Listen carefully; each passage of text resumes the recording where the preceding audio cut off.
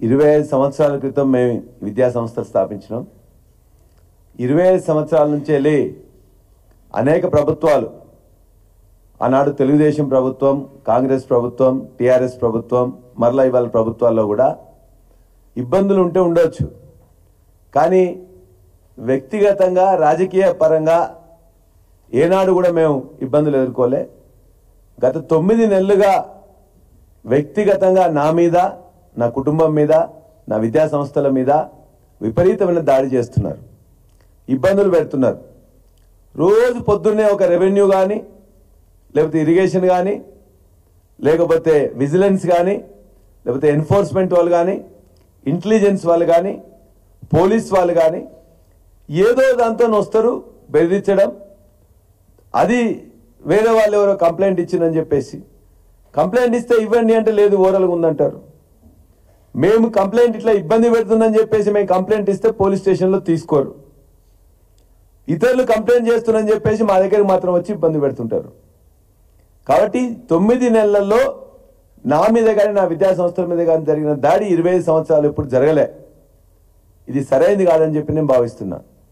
ఇవాళ విద్యా సంస్థలు బాగుంటే, విద్యార్థులకు సేవ అందుతే, మంచి క్వాలిటీ ఎడ్యుకేషన్ ఉంటే వస్తారు తప్ప ఇవాళ బీఆర్ఎస్ పార్టీను, పల్లరాజేశ్వరను ఎవరు చేరరు. ఇవాళ రాష్ట్రంలో NIRFలో 5వ ర్యాంకులో వచ్చిందంటే అక్కడున్న క్వాలిటీ ఎడ్యుకేషన్ ఇస్తున్నాం కాబట్టి వచ్చింది తప్ప మరొకటి కాదు. ఇవాళ మెడికల్ కాలేజీ కూల్స్తామని చెప్పేసి ఏదైతే వాళ్ళు ప్రయత్నం చేస్తున్నారో దానికి సంబంధించిన నీటిపారుదల శాఖ, రెవెన్యూ శాఖ, కలెక్టర్ గారు, HMDA గారు అందరూ పర్మిషన్లు ఇచ్చిన తర్వాతనే ఆ యొక్క భవన నిర్మాణాలు చేపట్టినాం. అది కంప్లీట్ అయింది. ఇవాళ నీటిపారుదల శాఖ వాళ్ళే మాకు ఇచ్చారు. ఆ నీటిపారుదల శాఖ వాళ్ళు వచ్చి నిన్న కేసు పెట్టారు. ఆ కేసులో వాళ్ళు ఎక్కడ కూడా ఏం చెప్పలే. కేసులో ఏం పెట్టారు, ఇంత ఎక్స్టెంట్ నేను జరిగినాను కానీ, లేకపోతే ప్రభుత్వ భూమి, లేకపోతే చెరువు భూమిలో నేను వచ్చిందని కూడా అక్కడెక్కడ మెన్షన్ చేయలే. అనురాగ్ ఇన్స్టిట్యూషన్స్ బఫర్ జోన్లోకి వచ్చినాయి అని చెప్పి చెప్తున్నారు.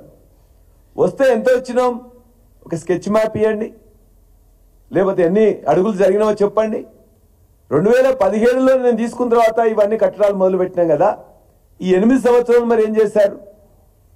కాబట్టి వారు చెప్పిన విధంగానే ఎక్కడైతే హద్దులు నిర్ణయించిందో ఇవాళ నా భూమిలో మాత్రమే నేను కట్టుకున్నాను. ఇవాళ పెద్దలు హరీష్ రావు గారు చెప్పినట్టు మీరు ఆ ప్రభుత్వ భూమి కానీ, లేకపోతే చెరువు భూమి కానీ 1 ఇంచు కూడా నా దాంట్లో ఉన్నట్లయితే, నేను ఎంకరేజ్ చేసినట్లయితే, ఇవాళ మొత్తం విలేకరుల సాక్షిగా, రిపోర్టర్స్ సాక్షిగా సర్వే చేసి హద్దు పెట్టమని చెప్పండి. అప్పుడే ఆ JCBలు, బుల్డోజర్లు పెట్టి వారి సమక్షంలోనే నేను కొట్టేస్తా.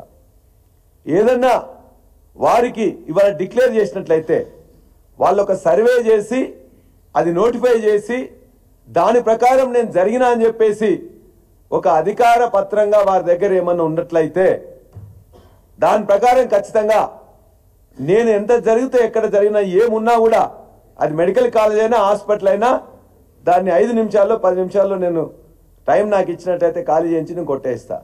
అంతే తప్ప నేను ఈ యొక్క విద్యా సంస్థలు కానీ మిగతా వాటికి కేంద్రం కాకూడదని వారు చెప్పిన దాన్ని చెప్తూ, దయచేసి ఎన్ని ఇబ్బందులు పెట్టినా, ఎన్ని కేసులు పెట్టినా చట్ట ప్రకారం కోర్టును ఆశ్రయిస్తాం. మీ అందరూ కూడా విజ్ఞప్తి చేస్తున్నా, అధికారులకు కూడా విజ్ఞప్తి చేస్తున్నాం.